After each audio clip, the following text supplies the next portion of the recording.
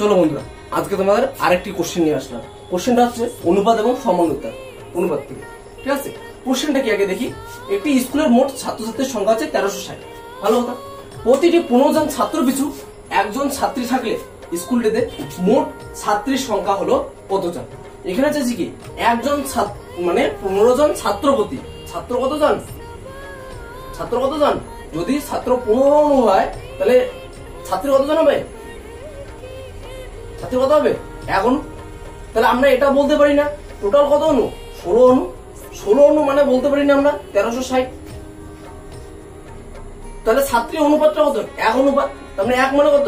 1 বের করলে আমাদের হয়ে যাবে 1360 বাই কত? 16।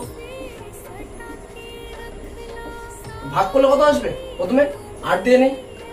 8 6 * 48 8 হাতে হলো কত? 4। 8 × 8 আর 4 কত হয়? 12।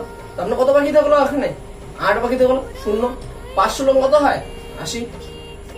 মিলে গেল। তার মানে কি টোটাল কতজন ছাত্রী? ছাত্রীর সংখ্যা কত?